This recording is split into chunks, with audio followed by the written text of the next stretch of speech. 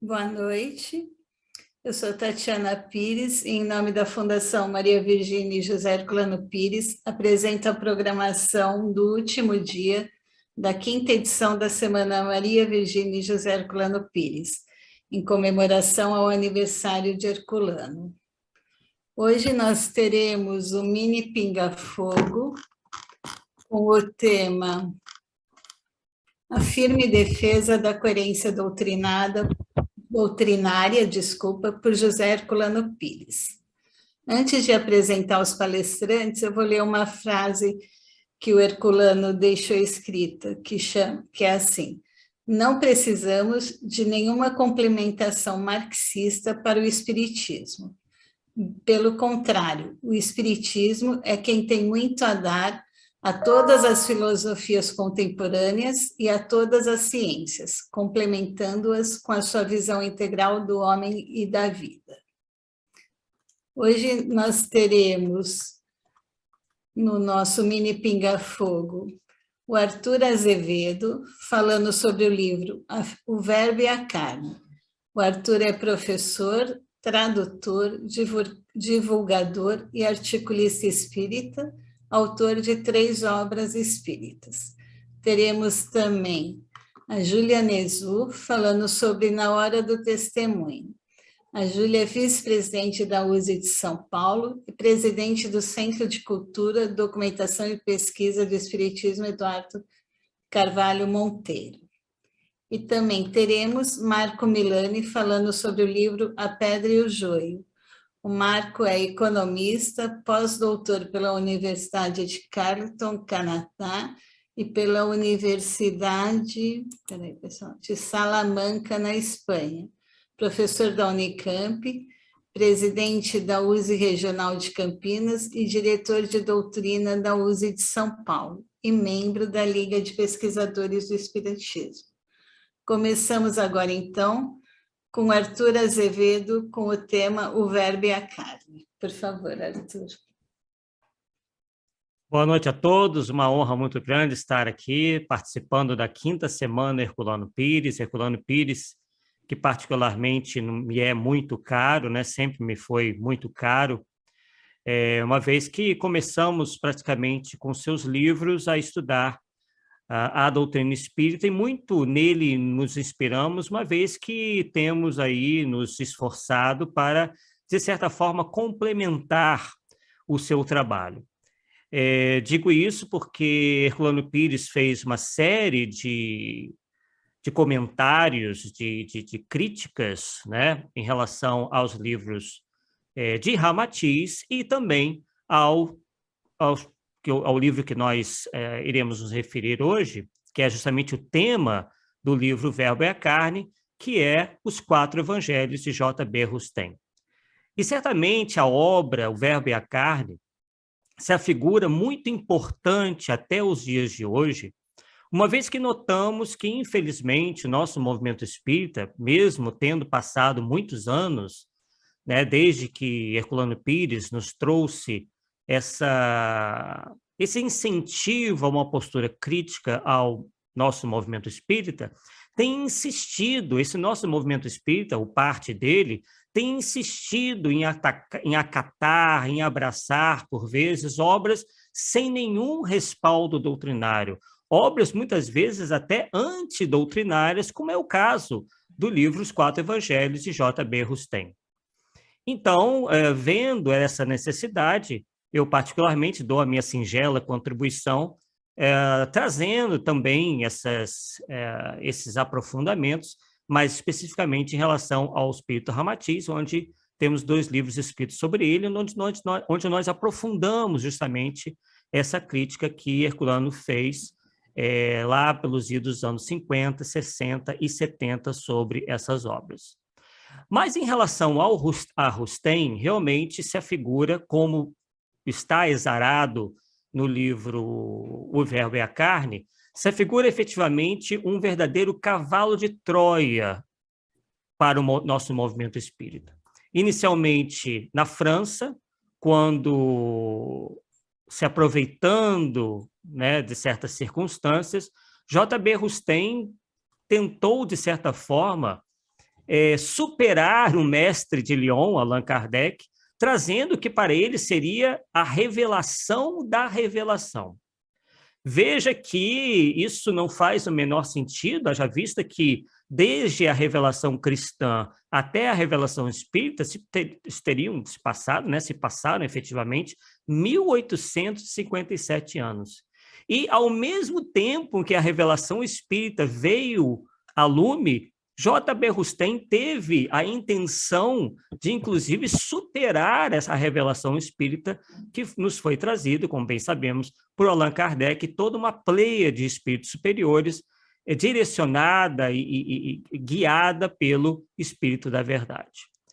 E qual que seria a lição que nós tomamos, né, em relação a isso? E que lição nós podemos efetivamente aprender com o ocorrido na França e que, inclusive, teve paradeiro aqui no Brasil, né? Uma vez que as obras de J.B. Rustem, a obra de J.B. Rustem, chegou praticamente ao Brasil na mesma época que as obras da codificação espírita. Essa lição tem muito a ver com, inclusive, nós, enquanto simples participantes do movimento, porque J.B. Rustem era um participante do movimento espírita e muito atuante, é bom que se diga, né? Muito bem intencionado, muito atuante, tinha um grupo, inclusive bastante numeroso na cidade de Bordeaux, e estava muito entusiasmado com a doutrina espírita, reverenciava Allan Kardec a todo momento e, em determinado instante, ele se viu aí como que fascinado por um grupo de espíritos, que é o que nos parece, né, que se apresentaram como Moisés e os apóstolos. Então, isso nos serve muito de aprendizado, uma vez que nós temos que ter muito cuidado na nossa prática espírita com justamente a nossa vaidade, o nosso orgulho, e também em aceitarmos tudo que venha do mundo espiritual.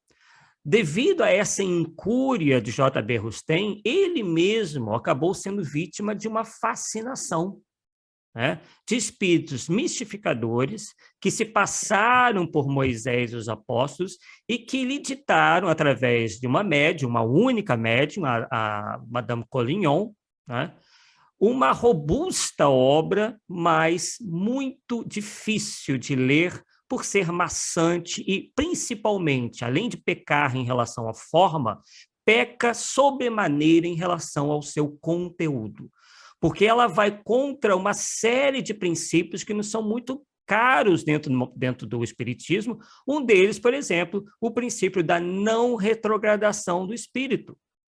Quer dizer, na medida em que, por exemplo, em um dos seus postulados, nós encontramos na obra de Rustem que, por exemplo, um espírito pode encarnar num corpo de uma lesma como punição divina por ele ter adotado a postura do ateísmo, por exemplo, nós vemos ali um claro indício, primeiro, de que os espíritos ali comunicantes não tinham nenhum compromisso com a verdade e que aquela obra atenta em relação a princípios fundamentais da nossa doutrina espírita. Então, a obra O Verbo e a Carne é uma das mais importantes, se não a mais importante, para desvelar essa mistificação pela qual passou J.B. Rustem e que, infelizmente, chegou ao Brasil e se espalhou de uma tal forma que até hoje nós nos fazemos ressentir da sua influência, né? Quer dizer, através de um religiosismo que não faz parte do pensamento espírita e obviamente, uma série de concepções que são absolutamente antidoutrinárias. Então, o livro O Verbo e a Carne é um convite para que nós reflitamos sempre em relação ao que nós estamos fazendo enquanto espíritas. Se por vezes acabamos, tal como ocorreu com J.B. Rustem, nos entusiasmando tanto com a fenomenologia, com o contato com os espíritos, que acabamos aceitando tudo que nos apareça. E isso, inclusive, né, essa questão foi muito bem desenvolvida pelo próprio codificador, Allan Kardec, quando ele nos diz o seguinte, por exemplo, que isso consta da Revista Espírita de 1863, no mês de maio, onde ele diz o seguinte, que uma coisa pode ser excelente em si mesma, muito boa para servir de instrução pessoal, mas o que deve ser entregue ao público exige condições especiais. Infelizmente, o homem é inclinado a supor que tudo o que lhe agrada deve agradar aos outros. O mais hábil pode enganar-se. Tudo está em enganar-se o menos possível.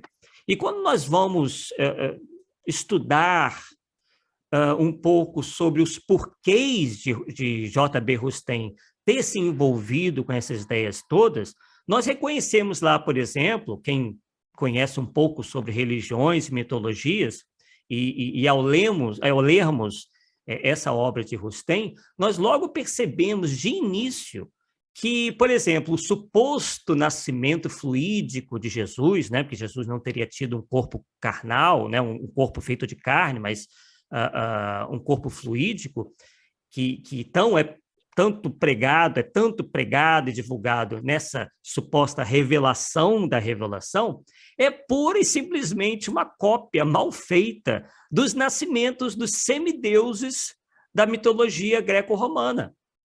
Então, quando a gente lê, por exemplo, sobre a religião grega, né, e romana, principalmente no que concerne ao nascimento dos semideuses, né, a gente vê lá que, por exemplo, quando Zeus, né, coabitava com alguma mortal, todas as gravidezes e nascimentos eram diferentes dos nascimentos comuns dos mortais, mas igual em número e grau ao apresentado, né? A gente percebe aí que tem muita semelhança em número e grau ao que é apresentado pelo rustanguismo, né? Então, esse feito se dava para diferenciar os semideuses dos pobres mortais.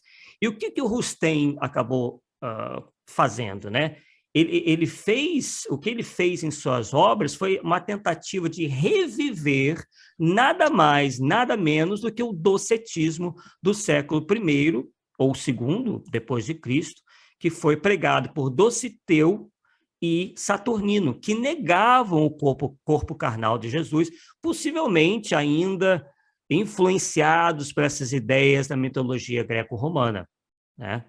Então, dá até para a gente, de certa forma, pensar que, quem sabe, Rustem não teria sido a reencarnação de um desses fundadores do docetismo, não é mesmo? É uma possibilidade. Então, porque nós sabemos, né, que nós trazemos de forma inconsciente esses resquícios e traços de existências passadas, né, de crenças nossas, enfim, e possivelmente aí Rustem ainda se ressentia dessas ideias da antiguidade e veio aí de uma maneira muito forte, de uma maneira muito vigorosa, tentar trazer para dentro do espiritismo essas ideias do passado. Então, o livro Verbo e a Carne é um livro que nós recomendamos muito fortemente, porque vem justamente confirmar as preocupações do grande missionário Allan Kardec, né? Quando dizia, por exemplo, na Revista Espírita, também de maio de 1863, que no mundo invisível, como na Terra, não faltam escritores, mas que os bons são raros, né? Então, isso nós também encontramos lá. Então, nós temos que ter cuidado com aquilo que nós recebemos do mundo espiritual, uma vez que boa parte dos espíritos que nos cercam são também espíritos com dificuldades como nós, espíritos de terceira ordem que não estão, por vezes, comprometidos e compromissados com a verdade. E pouco conhecimento têm acerca da verdade.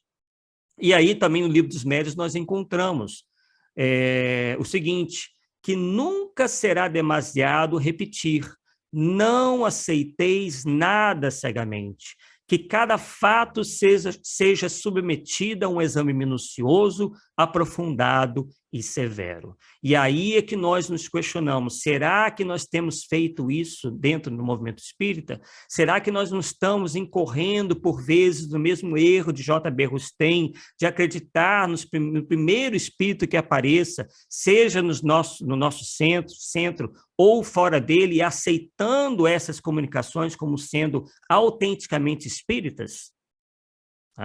Então, isso que Herculano Pires veio nos relembrar, né, tendo como base Allan Kardec, e que, por vezes, o movimento espírita teima em ainda não seguir esses passos de ponderação, né, de um exame, como eu dito aqui, que eu acabei de dizer, um exame minucioso, um exame aprofundado, um exame severo de tudo que venha do mundo espiritual.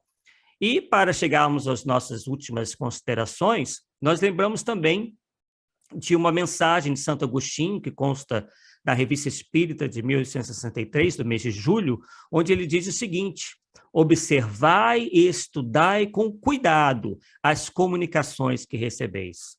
Aceitai o que a razão não recusar. Repele o que a choca. Pedi esclarecimentos sobre as que vos deixam na dúvida. Tendes aqui a marcha a seguir para transmitir às gerações futuras, sem medo de as ver desnaturadas, as verdades que separáveis, sem esforço, de seu cortejo inevitável de erros. Então, pessoal, qual deve ser a postura do verdadeiro espírita? Desenvolver o nosso senso crítico. Não é porque o Espiritismo prega a caridade que nós devamos relegar o nosso senso crítico a segundo plano. É claro que deva ser uma crítica embasada, uma crítica construtiva, e não a crítica pela crítica, mas ela deve estar presente. E desmascarar esses impostores, inclusive uma expressão utilizada por Erasto, né, inclusive um dever de nós espíritas. Inclusive é o que consta também do Livro dos Médiuns, onde consta o seguinte: mas há também os meios sábios, falsos sábios, presunçosos, sistemáticos, e aí está se referindo aos espíritos, e até hipócritas. Estes são os mais perigosos, porque afetam uma aparência séria de ciência e sabedoria, em favor da qual proclamam, em meio a algumas verdades e boas máximas, as mais absurdas coisas.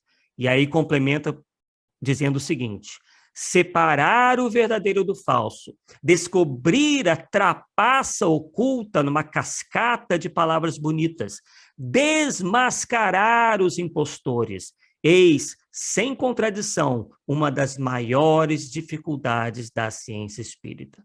Então, pessoal, se nós estamos tendo dificuldade em saber se determinada obra dita espírita está ou não em conformidade com a doutrina espírita, e se nós não nos julgamos ainda capazes para isso, procuremos aí os irmãos mais experimentados na doutrina, mais antigos, mais estudiosos do que nós. E é isso que nós fizemos lá no passado, como dissemos anteriormente, né? Quando nós estávamos iniciando na doutrina espírita, tínhamos, inclusive, dentro de casa, pessoas que liam essas obras, e aí começamos a ver que havia críticas em relação a essas obras, e que elas deveriam ser lidas com todo cuidado. E aí fomos pesquisar e nos deparamos com os estudos, né, de Herculano Pires, os seus livros, e mais especificamente o Verbo e a Carne, que descortina e desmascara esses impostores que se comunicaram com J.B. Rustem através da médium Madame Conlion. Então, essa é a nossa impressão sobre esse livro, um livro que nós recomendamos a todo aquele que queira se aprofundar sobre essa questão e extrair desse livro os preciosos ensinos que ele nos traz em relação, principalmente, à nossa postura, como deva ser a verdadeira postura de um verdadeiro espírita. Obrigada, Arthur. Agora, então, nós vamos passar para a Juliana Ezu, que vai falar sobre o livro Na Hora do Testemunho. São 20 minutinhos, Júlia. Ok. Uma boa noite para todos, que Jesus nos abençoe, e agradeço aqui pela oportunidade de estar participando desse evento tão importante para lembrar do nosso mestre Herculano Pires. Vou falar sobre o livro A Hora do Testemunho, que é um livro muito importante e que envolve, além, né, das pessoas, da instituição que eu vou me referir, também envolve o Chico Xavier.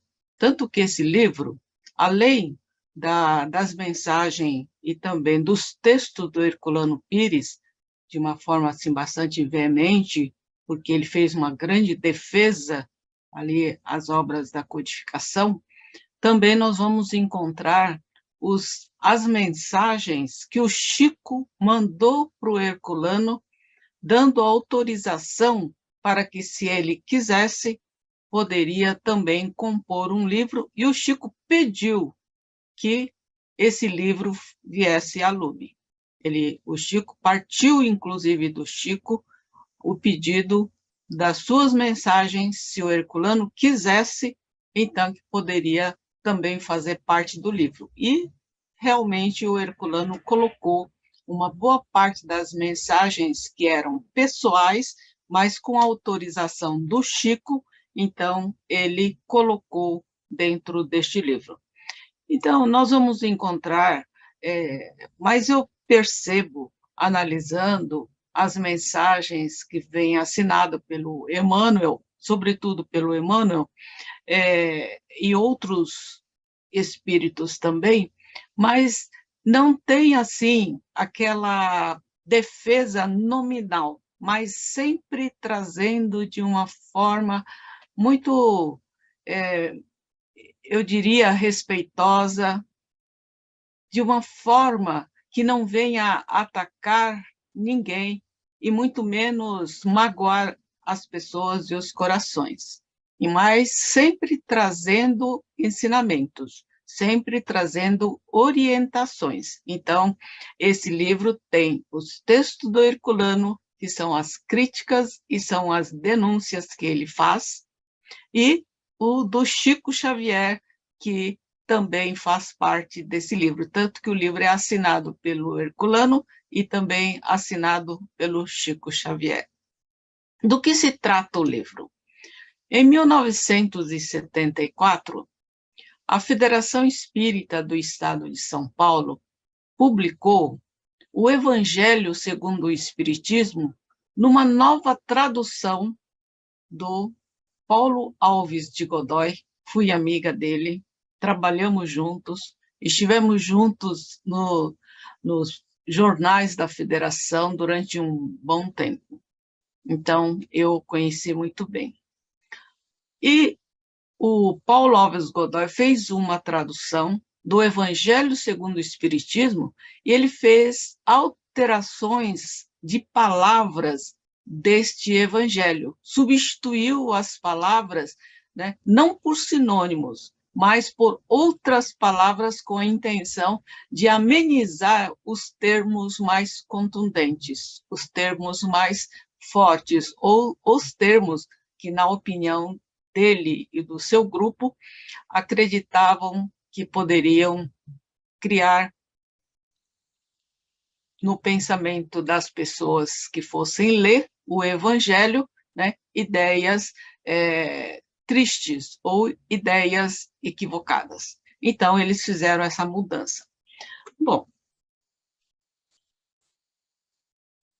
o nosso Herculano, com aquela veemência e a sinceridade que lhe eram peculiares, ele fez a defesa da obra de Allan Kardec. Por quê? Existia um plano do Departamento do Livro da FESP de começar essa tradução pelo Evangelho segundo o Espiritismo, e depois isso se ampliaria para as demais obras da codificação. Então, e a gente sabe que, em termos jurídicos, isso não poderia ter sido feito. Em termos morais, também não poderia ter sido feito. Em termos doutrinários, também não deveria ter sido feito, mas foi feito. E, pelo que eu conheci das pessoas envolvidas, que na época eu já estava chegando, cheguei logo depois da FESP, né? Isso aconteceu em 74, em 76, 77 ainda estávamos com esse assunto em efervescência, e quando eu cheguei no início, em 80, nós ainda tínhamos ali diversos focos de discussões a respeito disso. Entretanto, providências foram tomadas. E eu vi, relendo esse livro, que eu li há muito tempo atrás, então, relendo esse livro, hoje mais amadurecida até pela idade, né, Tatiana?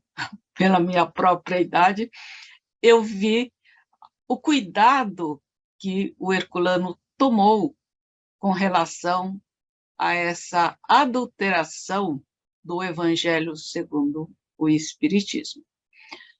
Na época eu não achei assim, achei que era devido, realmente a FESP tomou providência com base nas críticas que lhe foram apresentadas.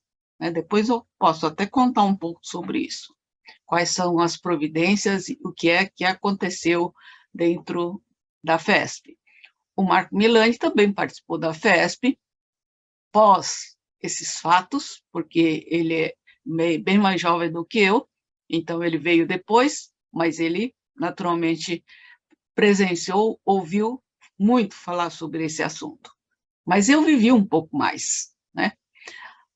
Aí, aqui no livro, apenas para quem...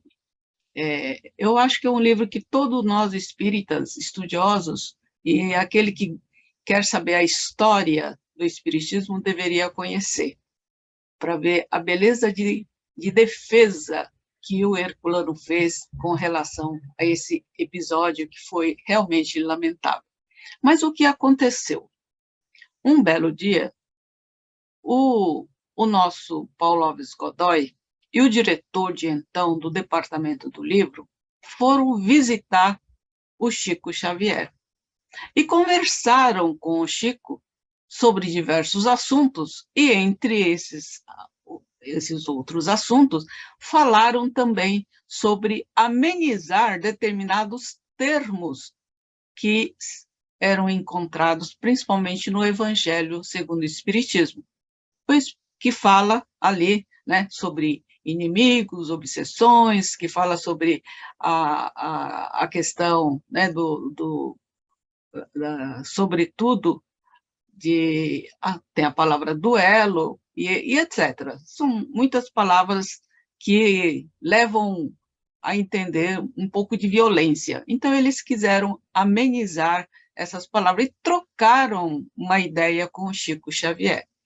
Acredito eu, e o Herculano também trata desse assunto no livro, que talvez o Chico não viu a extensão daquilo que isso poderia acarretar. Ele não viu o que esse diálogo, que era um diálogo fraterno e muito singelo, pudesse vir a fazer uma modificação nos livros da codificação, né? Mas o Chico, ele foi expressamente e publicamente acusado dele ser o responsável pelo conselho e pela adulteração que foi feita sobre a concordância do Chico. Mas não era bem assim. Não é que o Chico concordou com isso, porque o Chico, ele vem depois da declarar dizendo sobre a inviolabilidade dos livros da codificação. Ele mesmo confessa, ele falou, não, os livros da codificação não podem ser mexidos, não podem ser alterados, porque... e aí tem todo um contexto da terceira revelação, do Consolador Prometido, etc., né, que são tratados no livro, no assunto, mas para que fundamentar por que nós não podemos mudar a codificação. Mas, como eu já disse, existem diversos aspectos pelos quais nós não podemos, inclusive o legal, o jurídico. Você não pode mudar a obra dos outros. Você pode, no máximo, fazer uma nota de rodapé, dando a opinião do editor ou do tradutor. Mas, fora disso, é um crime, na verdade, fazer qualquer tipo de adulteração. Bom, continuando aqui no nosso livro, Evangelho segundo o Espiritismo, o Herculano vai narrando, inclusive, como que isso se processou. E, quando essas denúncias foram feitas, a Federação continuou vendendo os livros. Eles publicaram 30 mil exemplares, uma quantidade grande, né? E eles continuaram vendendo estes livros, porque existia um projeto, e eu acho que era um projeto, e era o primeiro livro, naturalmente, que teria que aportar os demais livros que seguiriam no projeto. Mas isso não aconteceu, felizmente, o Herculano interferiu, o Rizzini interferiu, outros estudiosos interferiram, e aí não houve a continuidade desse projeto, e o projeto foi, na verdade, foi extinto, né? Mas os 30 mil livros, segundo está no livro, foram vendidos. Bom, Herculano diz que essa falta de convicção e zelo pela doutrina é o resultado, ele está se referindo à FESP da época, né, que a FESP de hoje é muito diferente dessa FESP que está no livro do Herculano. É bem preciso deixar claro que muitos anos de infiltração de princípios que eram estranhos nos próprios cursos do espiritismo que existia na Federação à época, que eram os livros que foram elaborados pelo Edgar Armond. Todo mundo sabe que ele tinha alguma coisa de orientalismo, etc. E ali nós sabemos também que havia infiltrações de princípios estranhos ao próprio espiritismo, e os cursos assim eram ministrados. Então, Herculano diz que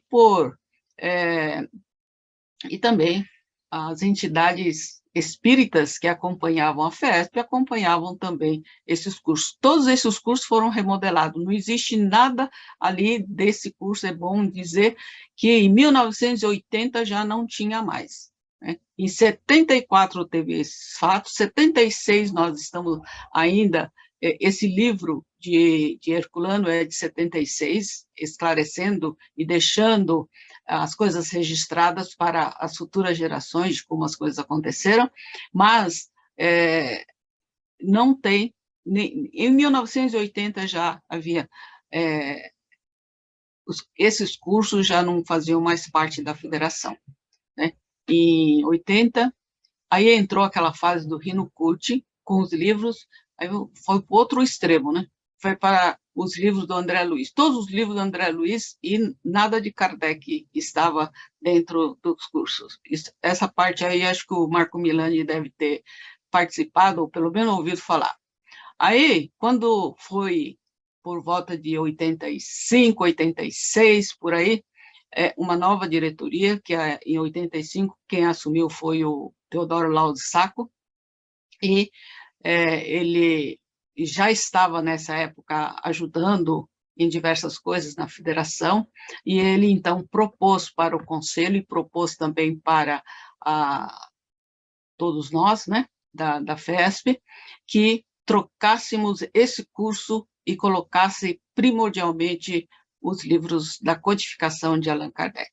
Então, restabeleceu-se dentro da FESP, né, o estudo dos livros da codificação primordialmente como uma coluna vertebral. E tinha os livros que são os livros subsidiários ali, fazendo parte de Emmanuel, André Luiz, mas até hoje vocês podem analisar que os livros, a programação do livro da FESP são os livros da codificação primordialmente. Então, o Herculano coloca que essa falta de conhecimento, de estudo, é que resultou nessa análise equivocada de achar que o tradutor poderia amenizar os determinados termos. A FESP reconheceu. A FESP e o próprio Herculano diz a pressão que a USE, União da Sociedade Espírita do Estado de São Paulo, fez à época. Inclusive, hoje o Orlando até levantou para mim o jornal de 1974 ou 75, quando o Conselho Deliberativo da USE levantou para apoiar o Herculano, as críticas do Herculano, e a USE, então, posicionou-se contra essa adulteração do livro, né? E aí tem diversas passagens, tem manifestações, etc., que não vem ao caso aqui, mas para saber que a USE do Estado de São Paulo tomou uma providência. As outras federativas, segundo o próprio Herculano Pires nos conta, não teve muita atuação, não opinou muito. Nem a própria Federação Espírita Brasileira não teve assim uma manifestação, nem opinou, nem criticou, não, mas, de qualquer maneira, o assunto foi levado em todo o estado de São Paulo e a federação mudou. A federação fez uma mudança radical, principalmente nos seus cursos, né? E isso graças, ao meu ver, ao trabalho do Herculano Pires, o trabalho do Rizzini, o trabalho daqueles que colocaram, né, essas ações equivocadas para serem corrigidas, né? Eu não sei como é que eu estou de tempo, porque esse assunto aqui, ele é extenso, e se eu fosse contar os itens todos da defesa, né, do Herculano, que são muito bacanas, mas eu acho que iria tomar bastante tempo. Eu não sei como é que eu estou de tempo, Tatiana. Você tem ainda 6 minutos agora, depois vai ter mais 10. Ah, ok, tá bom. Então, vamos dar uma continuidade aqui. Eu queria colocar aqui que o Herculano coloca no capítulo que chama Na Hora do Testemunho, que o desafio, né, que isso que aconteceu, colheu a todos aqueles, todo mundo, de uma maneira, com uma surpresa, porque ninguém esperava que a FESP fizesse isso. Não foi divulgado, não houve uma reunião, não houve troca de ideias com outras instituições, não houve troca de ideia com a USE, nem com as outras instituições que existiam na época, né, as entidades que estavam mais na liderança. Então, ele diz que simplesmente aconteceu assim abruptamente, e a federação, então, tinha autorizado o seu departamento do livro para que fizesse essa façanha, entre aspas, como ele coloca aqui. Então, e o departamento do livro, que era naturalmente composto por pessoas, talvez, que não tivessem um grande conhecimento doutrinário, né? Então, com o melhor das intenções, é bom sempre deixar claro que as pessoas, às vezes, fazem determinadas coisas não por maldade, faz por ignorância mesmo, como diz o próprio Herculano, reconhecendo até pela própria trajetória da FESP, né, no que se refere aos estudos das obras de Allan Kardec. Então, aqui complementando mais alguma coisa, o Herculano nos coloca que uma novidade a mais, entre as muitas novidades desta hora de inquietação mundial, seguindo o exemplo das deformações católicas e protestantes das novas edições da Bíblia e do Evangelho. Então, ele coloca exatamente que nós estávamos caminhando para aquilo, para as deformações que as nossas irmãs, né, nossas religiões de outras denominações fizeram no passado. Então, a edição adulterada sai, como eu já disse, em julho de 1974. Mas tinha o grupo, né, o grupo Caibar Chutel, que existe até hoje, que é o grupo da família do Herculano Pires, que a Tatiana faz parte, a Heloísa faz parte, da Vila Clementino. Então, vai denunciar o fato e lançou um movimento de protesto, espalhando por todo o país 5.000 boletins na época. 40.000 exemplares do tabloide chamado Mensagem. Então, foram as providências tomadas pelo grupo Caibar Chutel, o grupo espírita Caibar Chutel. Nós estivemos, das semanas do Herculano Pires, foi presencialmente, e nós estivemos lá, né? Então, com uma análise rigorosa e também com um texto muito incisivo, alertando o movimento espírita pelo Brasil inteiro. Então, isso foi uma das ações que foi realizada pelo grupo espírita Caibar Chutel. Eu acho que são essas iniciativas importantes para que a gente saiba que, num momento como esse, às vezes nós, movimento espírita, somos um pouco mornos, né?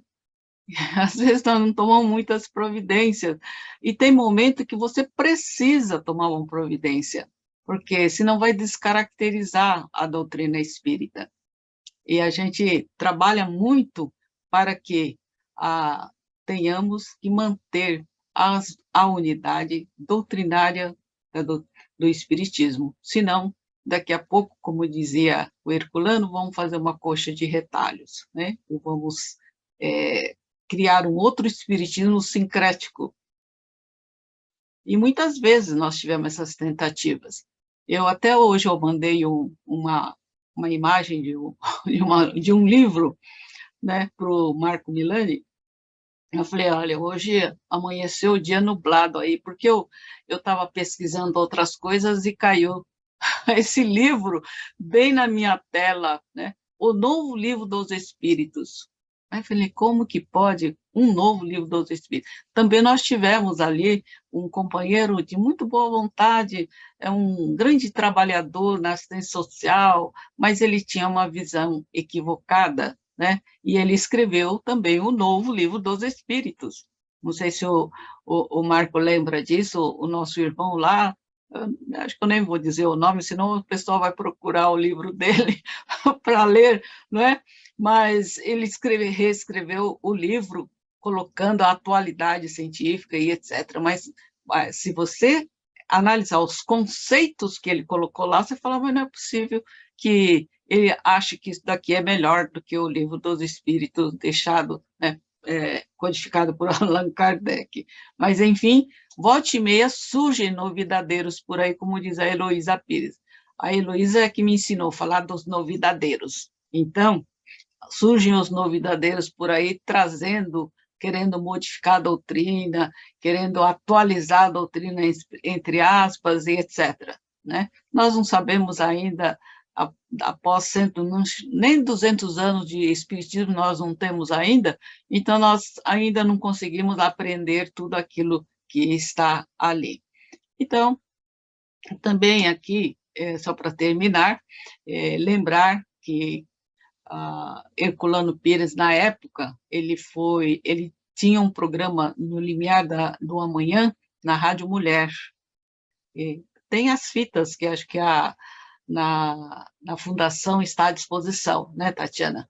Então, ele teve que deixar esse programa, não sei se foi uma suspensão temporária ou não, mas eu sei que tiveram aí muitas discussões a respeito, e aí algumas entidades foram favoráveis à FESP, outras entidades foram desfavoráveis, enfim, e aí até a poeira assentar e até as pessoas terem a consciência de que a codificação não deve ser adulterada nem alterada. Foram anos e anos de aprendizado, enfim. E lembrar também que o nosso querido o Herculano Pires, ele tinha uma coluna, né, no Diário de São Paulo.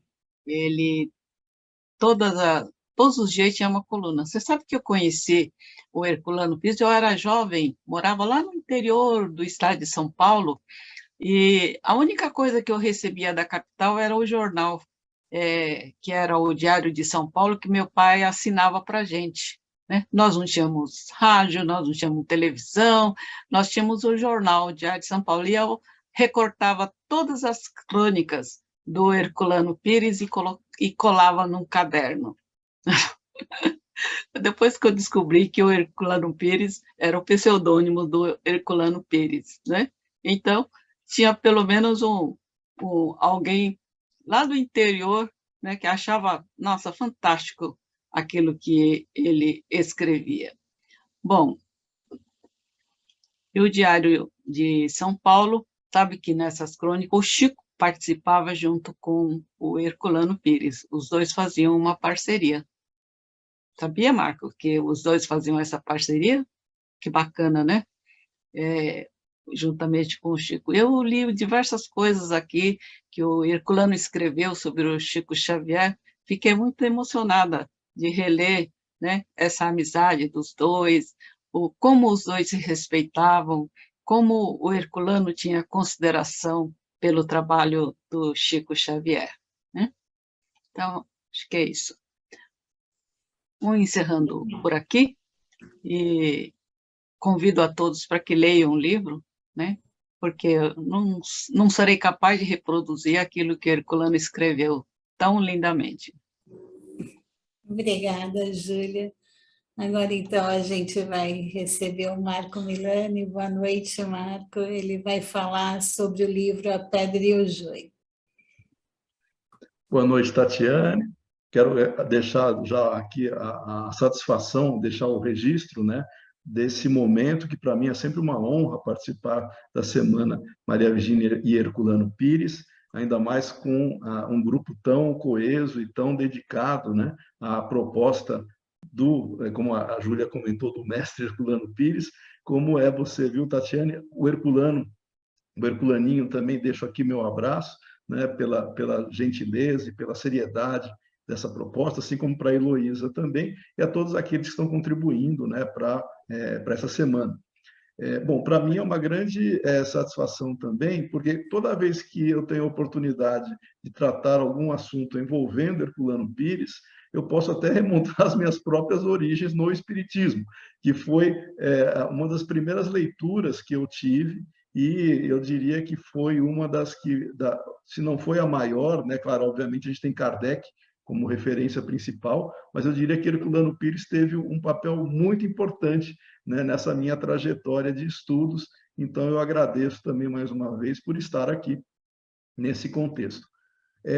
Quero agradecer também a oportunidade de ouvir o Arthur e a Júlia, né, que sempre foi os dois trazendo elementos fundamentais para a gente refletir e conectar com a própria obra que eu vou trazer agora, que é A Pedra e o Joio, que também foi escrito na mesma época, né, no início dos anos 70, com o Verbo e a Carne, que o Arthur comentou, assim também como na Hora do Testemunho. A gente tem períodos muito próximos, onde se demonstra a intensidade que Herculano produzia e a seriedade também que ele trabalhava as questões sempre com fraternidade. Esse próprio livro, apesar de ser voltado para uma crítica, mas é uma crítica construtiva sobre aquilo que nós teríamos infiltrações, né, como foram comentados aqui também, no próprio movimento espírita, e que deturpavam a compreensão, os conceitos doutrinários. O livro A Pedra e o Joio teve uma característica bem interessante. Ele foi pensado para responder ao amigo de Herculano, Hernani Guimarães. Foi uma resposta que Herculano preparou para demonstrar os equívocos que a teoria corpuscular do espírito, proposta por Hernani Guimarães no final dos anos 50, ele publicou nos anos 60, né, esse livro, ele traz algumas inconsistências doutrinárias, e o Herculano prontamente também faz essa reflexão, não contra a pessoa, que ele nunca fez crítica às pessoas, ele confrontava de maneira assertiva e de maneira muito adequada as ideias. E, ao fazer isso, ele trabalha com uma questão doutrinária, apontando nessa teoria proposta por Hernani Guimarães o porquê de não ser aceita sob uma perspectiva espírita. Então, fazendo um resumo, né? Esse livro ele traz como título A Pedra e o Joio, e a pedra, o que seria? Seria a pedra de toque.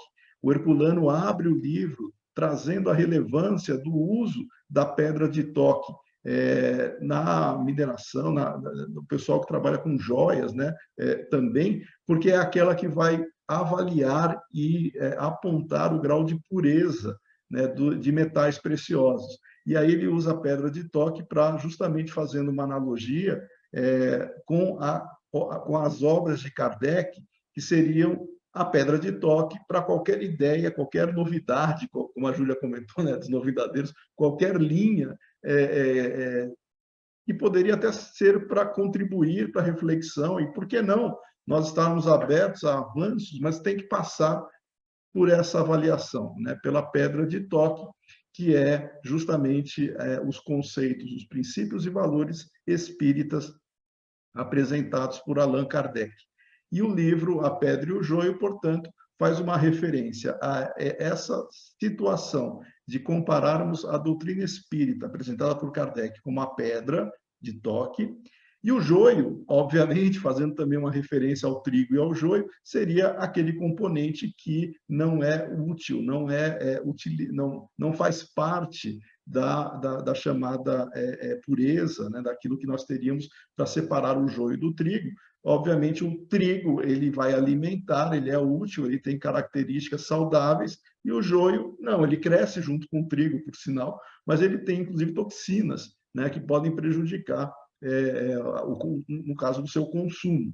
E Herculano foi muito feliz ao trazer esse título, A Pedra e o Joio, fazendo essa relação, e ele começa explicando que não é só ao Hernani Guimarães que ele vai trazer uma reflexão sobre a seriedade e necessidade de termos na doutrina espírita a base, o conceito elementar para qualquer análise.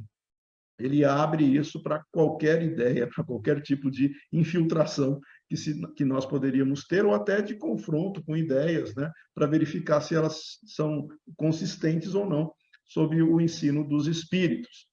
E aí, dentro da proposta de Herculano, sempre com muita elegância e com um nível intelectual extremamente adequado, né? Ou seja, Herculano não estava baseado em opiniões, Herculano trazia os princípios doutrinários para argumentar de maneira racional.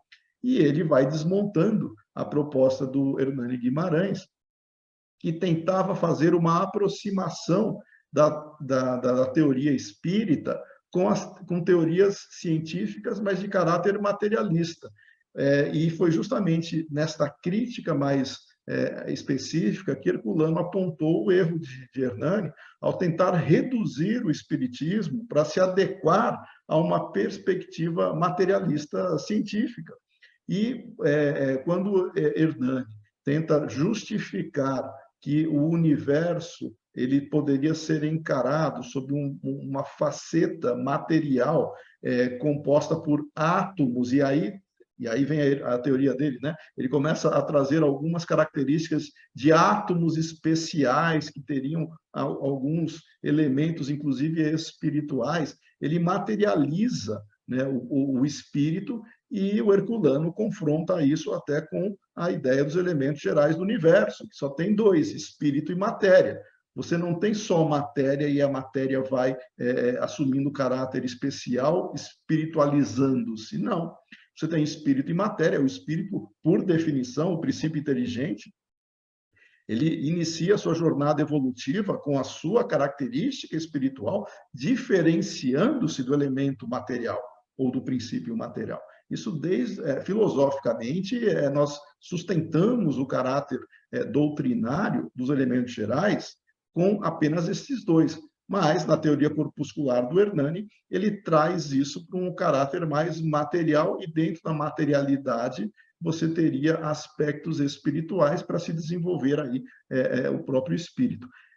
E Herculano, durante essa proposta, né, durante essa análise, ele transcorre de uma maneira bastante também pertinente aos conceitos científicos da época, porque nós estamos, sempre lembrando, estamos no início dos anos 70, e existia uma série de elementos ali em voga, inclusive da parapsicologia e de outras questões envolvidas, mas que ele puxa para o lado científico, e nós não temos como comprovar efetivamente a teoria que o Hernani traria, a não ser no campo filosófico. Você não tem como trazer suposições atômicas, como ele trazia na época, com caráter espiritual, né?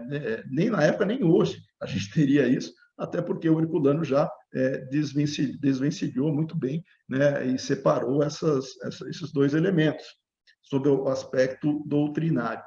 E na obra, Herculano também, ao abordar essas questões, faz questão de compará-las com a proposta de desvirtuamento doutrinário que outras abordagens poderiam ter. Ele chega a comentar nessa obra também, né, o livro anterior, que o Arthur abordou, né, O Verbo e a Carne. Ele comenta nesta obra, ele cita, na verdade, né, a preocupação que se tem que ter contra essas propostas, ainda que o rustanguismo, como o Arthur também colocou, já tenha sido algo muito mais antigo, né, contemporâneo, inclusive, de Kardec, não quer dizer que ele não gerou raízes aí difíceis de serem exterminadas só pelo bom senso, porque nós encontramos uma série de elementos quase que irracionais para aceitar algo como doutrinário, contradizendo a própria doutrina.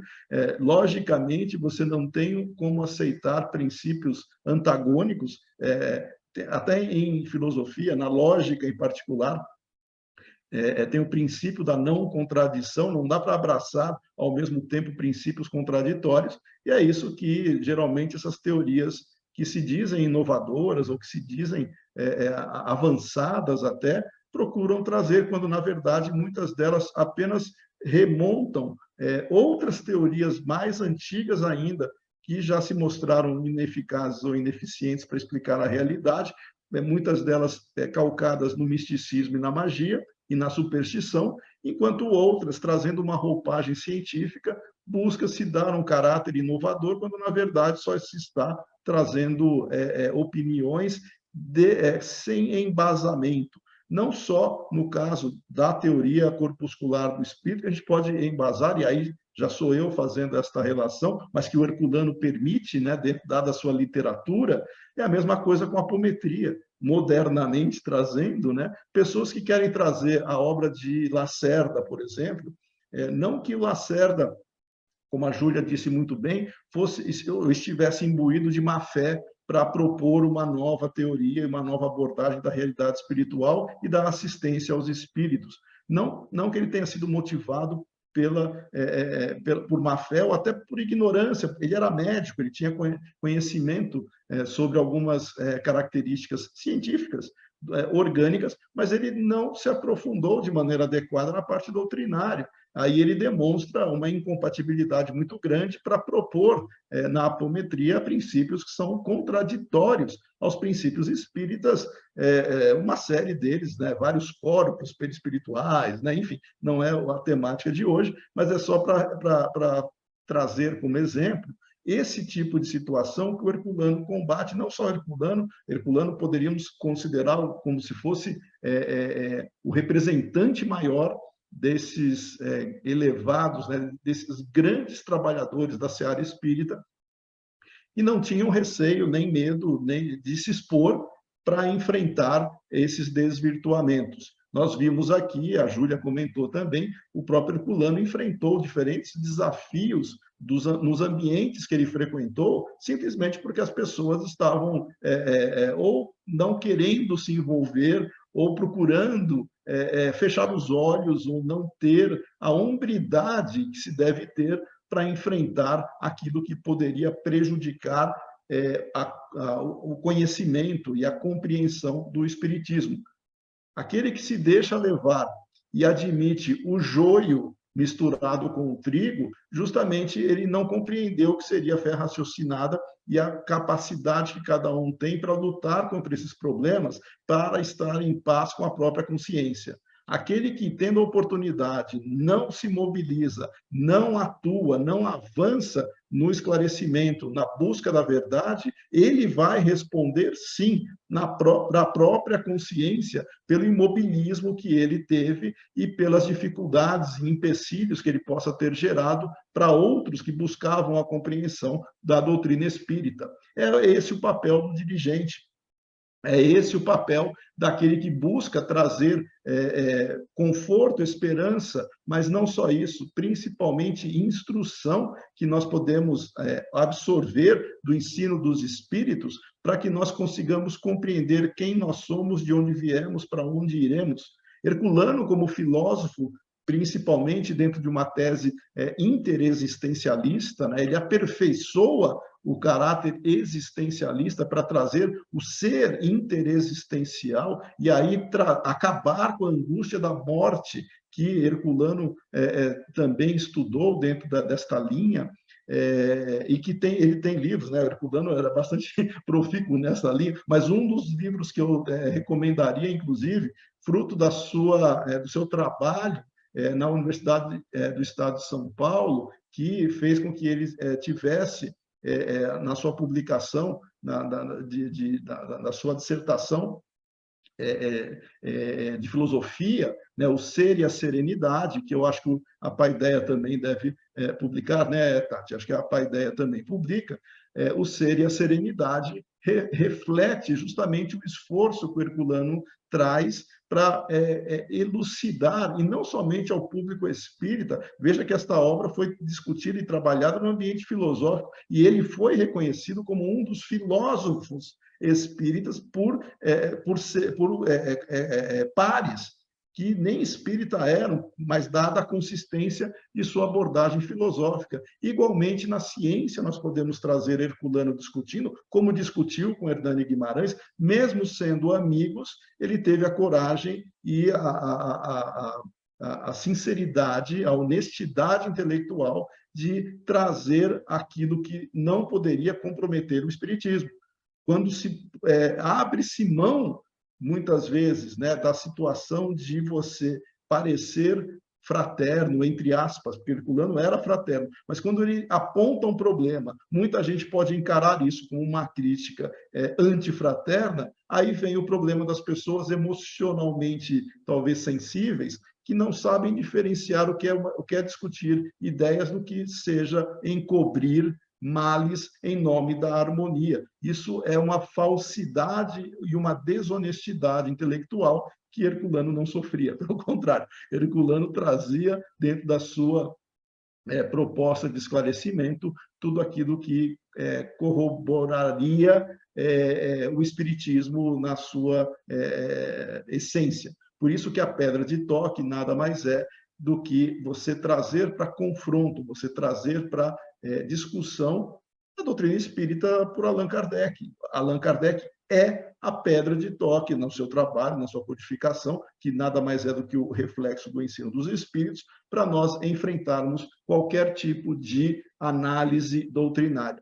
Júlia e Arthur comentaram também sobre essas inovações, e a Júlia até enfatizou da questão daqueles que acham que alguns autores espirituais mais conhecidos e populares no movimento espírita teriam um avanço em si, por serem mais recentes, sobre o caráter doutrinário, quando, na verdade, falta-lhes justamente a sustentação da fundamentação metodológica para você validar as informações. Não se pode pegar a opinião de um ou outro espírito só porque o espírito é famoso, ou pior, porque o médium é bastante querido e conhecido validar essa informação sem ter o confronto, ou seja, sem colocar a pedra de toque, fazendo o seu trabalho, identificando o grau de pureza daquelas informações. Esse é o trabalho de Herculano, essa é a proposta de Herculano, trazendo isso para o caráter mais prático e não simplesmente ficando ou as pessoas achando que se faz apologia,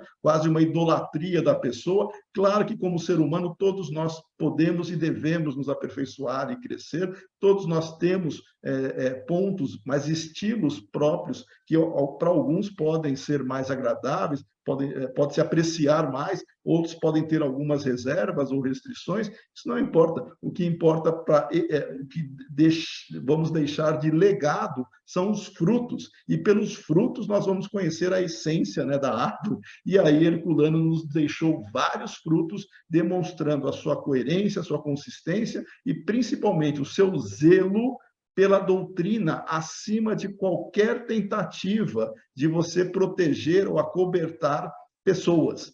Não é desmerecer ou ser antifraterno, é você ter responsabilidade perante os seus atos, perante a sua consciência e o compromisso que nós assumimos com essa doutrina que nos liberta da superstição, dos grilhões, né, da ignorância espiritual que nós carregamos no aspecto milenar. Muita paz a todos, estou controlando o meu tempo aqui, Tatiana, então deixo você à vontade para nós abrirmos agora para a segunda parte da nossa roda. Obrigado, Marco. Então, agora, a segunda parte, vocês têm mais 10 minutos cada um para falar sobre o seu tema, e depois vocês dão uma discutida entre vocês sobre o assunto. Se tiver pergunta, eu faço, vocês respondem. Pode ser assim, né? Então, o Arthur, por favor, pode retomar mais 10 minutos.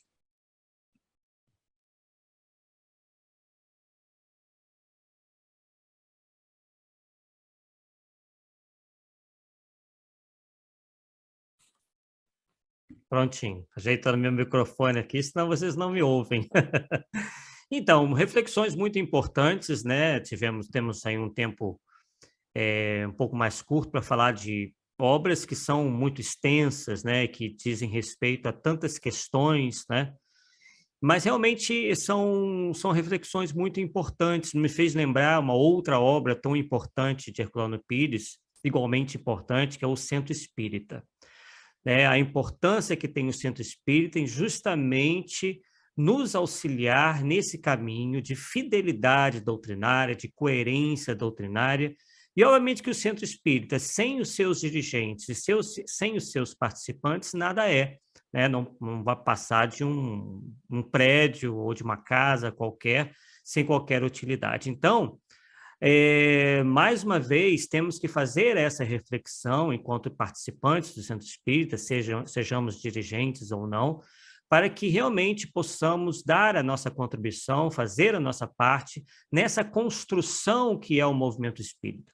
O movimento espírita este que, obviamente, se encontra ainda muito aquém do porte da doutrina espírita, uma vez que somos espíritos ainda muito distantes da perfeição, estamos num planeta de provas e expiações, e é até natural que essas questões todas apareçam, essas divergências e tudo mais, só que, obviamente, como foi dito, temos toda a liberdade de pensarmos da maneira que quisermos, mas se efetivamente queremos nos aprofundar numa ciência, o Espiritismo não deixa de ser uma ciência, a ciência do Espírito, temos que ter esse compromisso não só com a nossa liberdade, mas com a nossa responsabilidade. E o que o Marco e a Júlia nos trouxeram me fez lembrar de uma parte justamente do livro que nós estamos estudando, O Verbo e a Carne, onde Herculano Pires nos diz o seguinte: quando ele estava analisando o livro de Ismael Gomes Braga, né, que era um defensor das ideias de Rustem. E aí, em certo ponto, Herculano Pires nos diz o seguinte: nesta análise, por vezes, fomos ásperos. Dessa aspereza chocante, mas necessária nos ambientes espíritas. Mercê de Deus, entretanto, jamais nos afastamos daquela recomendação de Kardec: discutir sem disputar.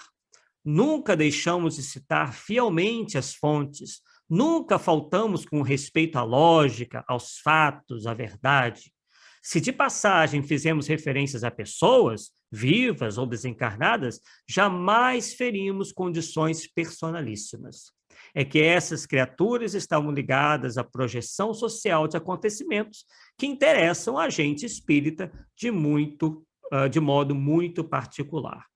Então, nós verificamos aí que temos que analisar isso tudo, que por vezes, né, surgem determinados melindres, né, certos até sentimentalismos quando nós, né, que nos colocamos como críticos de determinadas obras, determinadas ideias, como se isso fosse, né, como dissemos até na fala anterior, uma falta de caridade, fosse um ataque, e não é nada disso, né? Muitas vezes a gente confunde as coisas, né?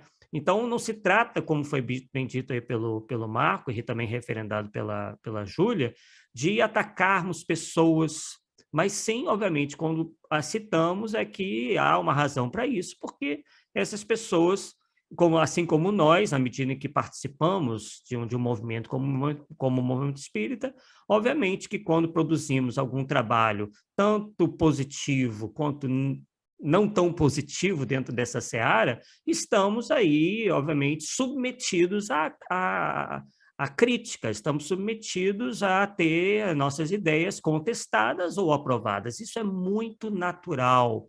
Então, Kardec tinha, inclusive, e incentivava esse espaço muito democrático, né? Uma palavra muito em voga hoje em dia, que é das pessoas exporem as suas ideias, e Herculano Pires utilizou isso de maneira muito responsável, e como ele mesmo disse, sempre se utilizando da lógica, analisando os fatos com muita honestidade intelectual, né? Sem deturpar o que o seu adversário ideológico dizia, mas sim procurando combater aquilo que ele achava que poderia, de certa forma, desviar o movimento espírita dos rumos corretos, né? Que rumos corretos são esses? Justamente aquilo que nós expusemos, né? Todos nós aqui, aquele que esteja consubstanciado nas obras da codificação espírita, elaboradas e organizadas por Allan Kardec, tendo como, obviamente, a sua grande assessoria, que são e foram os espíritos superiores que lhe assistiram naqueles momentos na França. E em relação ao Rustem, realmente o livro Verbo e a Carne, como dizíamos anteriormente, se reveste de grande importância, onde ele faz um apanhado histórico de como tudo aconteceu, né? E, como disse anteriormente, nos traz essas reflexões para que nós tenhamos esse cuidado no trato mediúnico e, principalmente, no trato em relação àquilo que é publicado em nome do Espiritismo, tá? Temos visto aí, infelizmente, uma avalanche de obras sem compromisso com a doutrina espírita, trazendo exotismos, trazendo uma série de ideias e conceitos completamente destoantes dos conceitos e princípios fundamentais da doutrina espírita, porque, por vezes, né, certos indivíduos se deixam levar aí por um orgulho, por uma vaidade, e também, por vezes, o descompromisso dos editores que gostam, não que gostem, mas acham interessante a publicação de certas obras, porque isso lhes acarretará lucros, né? É claro que não somos contra, né, que as editoras possam sobreviver, e daí são necessários os lucros, né? Nada de mal nisso, desde que esses interesses não afrontem os interesses, né, do próprio movimento espírita e da própria doutrina espírita, obviamente. Então, todos esses livros, né, de Herculano Pires são convites para a nossa reflexão, né, e para que possamos efetivamente cumprir com a nossa tarefa de colaborarmos efetivamente com o movimento espírita, sem que sejamos dele pedra de tropeço.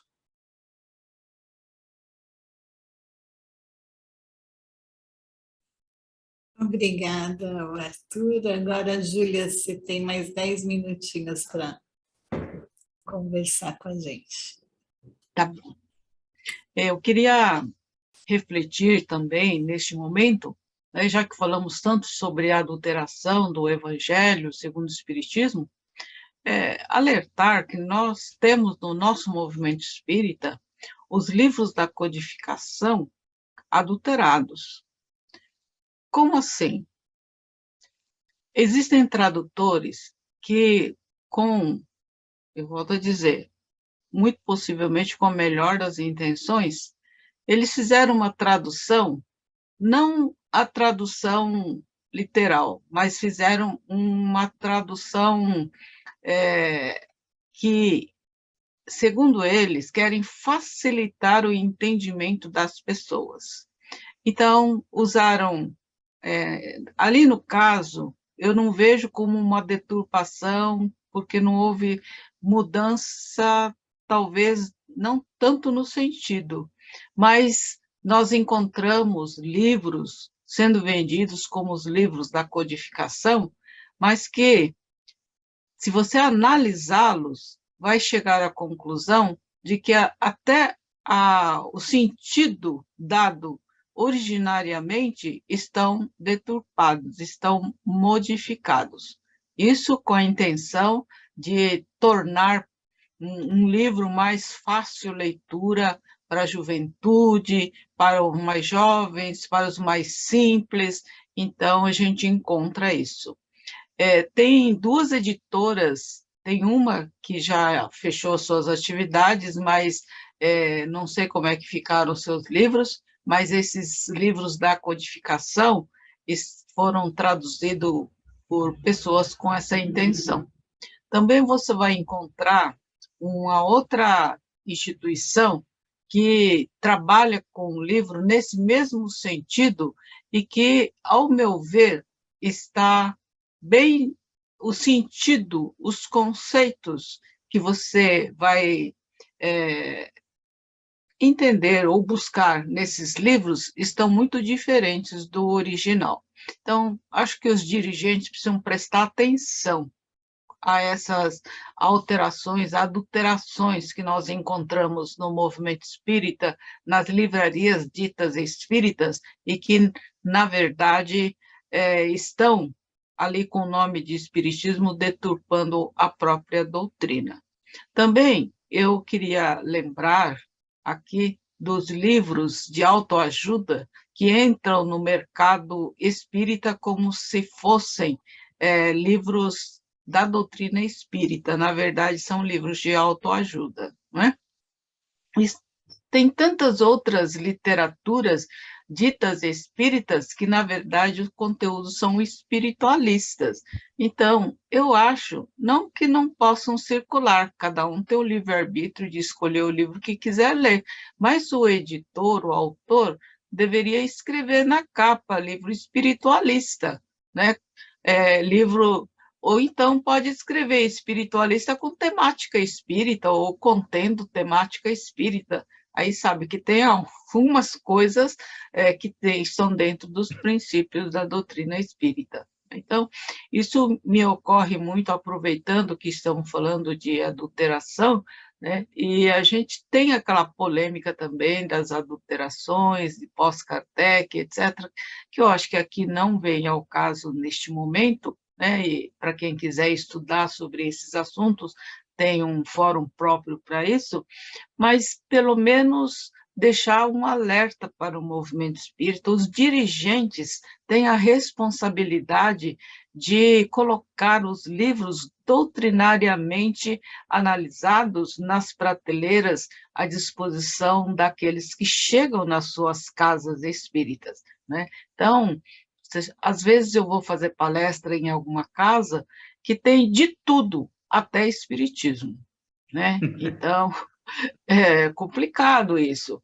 Então, tem muitas pessoas que começam estudando espiritismo por um livro espiritualista.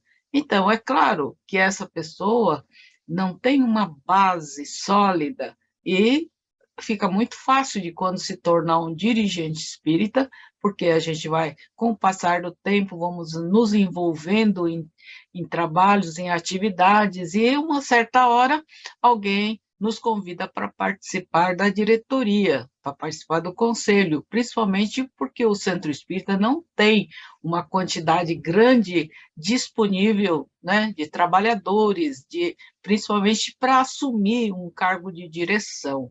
Você sabe disso.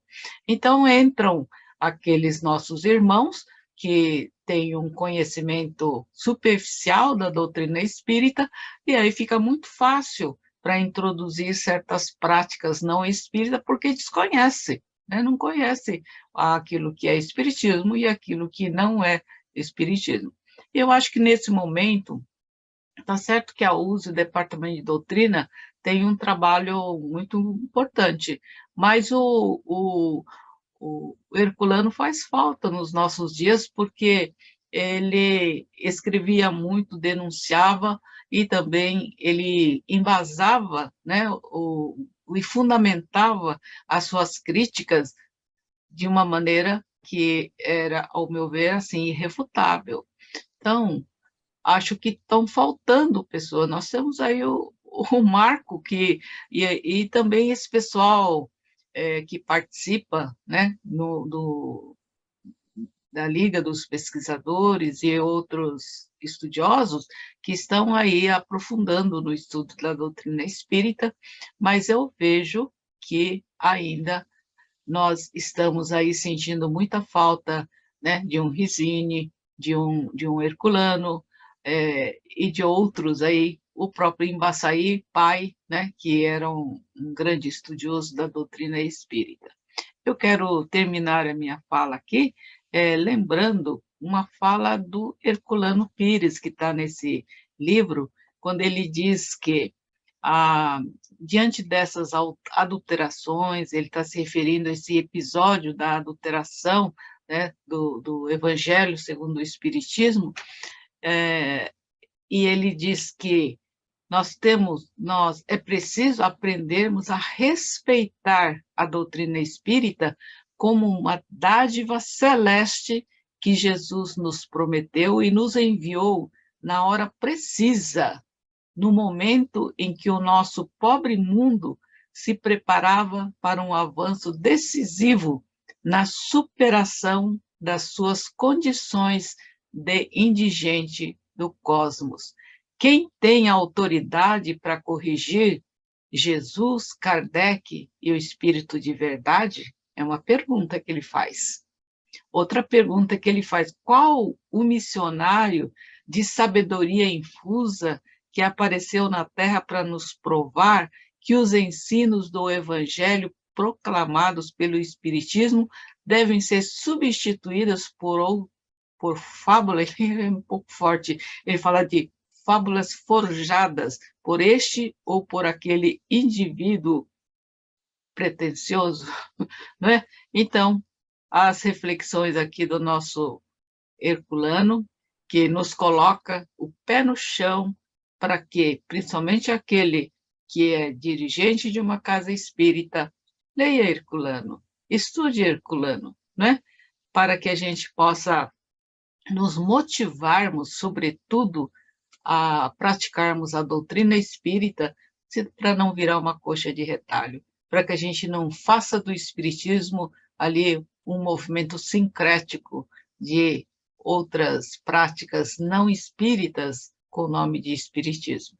E tem muitas práticas hoje que estão sendo infiltradas no movimento espírita, né? Quantas casas estão praticando o chamado reiki, meditação e outras coisas que são práticas respeitáveis, são práticas que funcionam, mas não são espíritas, né? Então, foi citado aqui, acho que o Marco que citou sobre a apometria. Apometria pode ser que funcione, mas não é uma prática espírita. E assim por diante, tem muitas práticas que às vezes nós encontramos nas casas espíritas com o nome de espiritismo e, na verdade, não o são. Então, reflexões. Obrigado, Júlia. Agora é com você, Marcos. Bom, ouvindo, né, Arthur, Júlia, isso sempre me lembrou algo que até outro dia, já faz alguns meses, na verdade, eu estava lendo as atas antigas da USE, onde Herculano também se manifestava, Herculano colocava sempre suas contribuições, e vejam que interessante, as mesmas preocupações que hoje povoam aí as discussões, elas aconteciam naquela época, e Herculano preocupado com a infiltração de obras, como a Júlia falou, de autoajuda, obras orientalistas, e ainda mais o aspecto político, que ontem o Arthur fez o Lucas fez uma belíssima apresentação sobre o meu desencontro com a fagulha.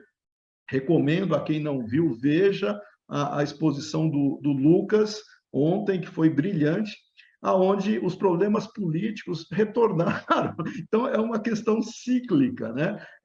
E o Herculano, naquela ocasião, ele enfrentando desafios, né, como nós comentamos, e aí me veio a ideia de que santo de casa muitas vezes não faz milagre, porque Herculano falava o óbvio, falava aquilo que nós hoje entendemos que seja óbvio, e mesmo ainda hoje nós encontramos pessoas resistentes que enveredam para caminhos que muitas vezes fogem à lógica e fogem não necessariamente ao bom senso em si, porque para ela está fazendo o que ela entende que seja coerente, mas falta a humildade de ler Kardec, porque ao não ler Kardec, você supõe que as leituras limitadas que a pessoa possua sejam suficientes para balizar afirmações daquilo que pode ser considerado ou não espiritismo.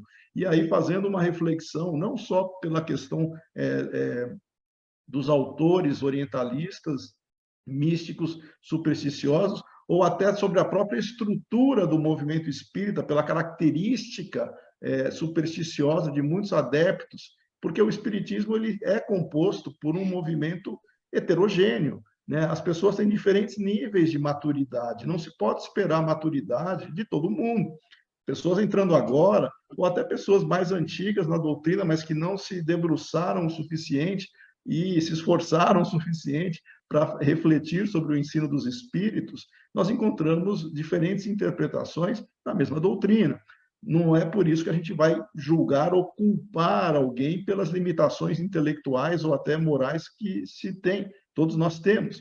O problema é, diante das lições aprendidas, ou que deveríamos ter aprendido no passado, por que repetir ainda? E aí vem de novo essas questões que Herculano já colocava 50 anos atrás. 50 anos, meio século, isso para outros assuntos que ele trazia. Os mesmos problemas, as mesmas infiltrações, essa questão que o Lucas comentou ontem, né, da infiltração marxista no movimento espírita, continuamos com ela, né, de pessoas querendo transformar o reino, né, criado de maneira ilusória e utópica, contradizendo o que Kardec já dizia com relação a não se pode decretar a fraternidade, escrevê-la numa bandeira e querer que todo mundo seja, a partir de amanhã, fraterno. Não existe isso no processo evolutivo do ser, e as pessoas querem impor modelos pré-fabricados de sociedade. Essas dificuldades que nós temos, se nós pegarmos as leituras de Herculano, de 50 anos atrás, nós vamos encontrar caminhos muito saudáveis e válidos para refletirmos e enfrentarmos essas situações, mas é uma questão cíclica. E aí, como a Júlia comentou, precisamos sempre reforçar e trazer esses argumentos à tona, só que, infelizmente, as pessoas personalizam, né? Porque é o Marco, porque é o Arthur, porque é a Júlia, porque é a Tatiana falando, então ele tem uma visão, ou ela tem uma visão assim, de outro jeito, como se a pessoa tivesse validando ou não, legitimando ou não as informações pela percepção que o outro tem de nós mesmos. E aí ele descarrega os traumas e os conflitos que ele carrega, julgando os outros, e fala, não, essa pessoa não pode falar coisas certas, ou tudo que ela fala é certo e tem que ser seguido, que já seria a fé cega, né? Extrapolando o critério da racionalidade. É isso que Herculano combatia, a fé cega. E nós temos no movimento espírita hoje crendices, superstições, idolatria e, pior de tudo, nós encontramos uma das falas de Kardec que ele reforçava, que o espiritismo ele tem na unidade doutrinária a sua característica de consistência e se algo se mostrar indevido ou incompatível, mas pela razão e pelos fatos, nós poderíamos rever isso e aperfeiçoar. Infelizmente, as pessoas se servem da frase dinamismo doutrinário para encaixar qualquer coisa que eles acham que funciona ou que tem apelo emocional ou que está de acordo com as suas convicções, as mais variadas possíveis, inclusive políticas, achando que o espiritismo tem que seguir o que essas pessoas pensam que deva ser reformulado. Eu já escutei, vejam que absurdo, eu já escutei gente querendo substituir, a Júlia falou de adulteração, e é uma adulteração. A expressão fora da caridade não há salvação, por fora da justiça social não há salvação, pelo conceito de justiça social que ela traz. Isso é uma adulteração, uma deturpação doutrinária que está sendo feita, e com certeza Herculano ele se revoltaria com razão contra esse tipo de postura. Então, eu entendo que a nossa proposta aqui ela não é impositiva, pelo contrário, ela é reflexiva, mas ela traz elementos, de novo, que já foram apresentados, já foram maturados, já foram ponderados, e aí vem a questão, por que nós não aprendemos? E aí a gente vai mais para trás ainda. Há 2000 anos, Jesus já esteve conosco e já nos deixou aqui elementos para nos amarmos uns aos outros.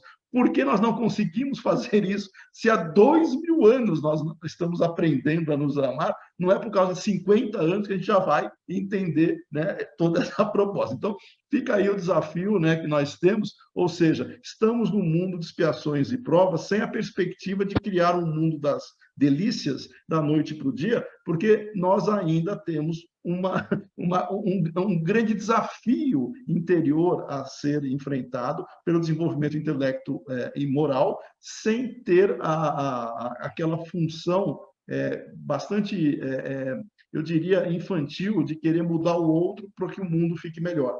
Né? E é isso que Herculano escreveu lá no Reino. Não é assim, é mudando a nós mesmos é que nós vamos refletir no mundo, e não querendo falar frases de efeito, frases bonitinhas, inverter e deturpar frases do Espiritismo, como já acabamos de dar um exemplo aqui, achando que o conceito de caridade a pessoa subverte para aquilo que ela entenda que deva ser a sociedade. Então, enquanto nós enfrentarmos essas pessoas materialistas, disfarçadas de espíritas, nós vamos enfrentar problemas dessa natureza. É isso. Obrigado, Marco. Bom, pessoal, eu quero agradecer os três pela presença, pelas ótimas explicações. Eu adorei, tenho certeza que todo mundo adorou. Não temos perguntas, mas temos vários elogios para todos aqui no YouTube que gostaram das apresentações. Então, mais uma vez, em nome da Fundação Maria Virgínia Herculano Pires, eu agradeço vocês estarem de novo com a gente, participando, quem é novo chegando agora e ajudando a gente. É bom ver que tem gente nova, gente no nosso meio espírita, estudando Herculano e querendo divulgar, continuar, que é o nosso trabalho. O trabalho da Fundação é sempre manter as obras do Herculano e de Kardec divulgadas, e atuais, que mesmo tendo sido escrita há tanto tempo, continuam atuais, né? Então, muito obrigada a vocês. E eu preciso fazer uns agradecimentos aqui, só um minutinho que eu perdi minha cola. Vamos lá. Agradecer o pessoal do Correio Fraterno, o pessoal da USI de São Paulo, que estão sempre divulgando nossos trabalhos, o pessoal da Revista Internacional de Espiritismo, da Web Rádio Portal da Luz, da Web Rádio Estação da Luz, da Web Rádio Semente de Amor de Campo Grande, Mato Grosso do Sul, da TV de Luz de Recife, de Coromandel Espírita de Minas Gerais, TFITA IDEAC de Campos do Goytacazes, Rio de Janeiro, Sintonia Maior Play de Ituiutaba, Minas Gerais, Série do Espírita de Currais Novos, Rio Grande do Norte, e PDC CECAL de Florianópolis, Santa Catarina. Agradeço a todos por terem transmitido a nossa semana Herculano Pires, e agradeço também o Rodrigo da Vitamina Vídeo, que sem o apoio dele, sem o trabalho dele, nós não estaríamos aqui fazendo essa transmissão. Então, mais uma vez, muito obrigada por todos que participaram, que nos assistiram, e se Deus quiser, no ano que vem nós teremos a 6ª edição da Semana Maria Virgem de José Herculano Pires. Obrigada e boa noite.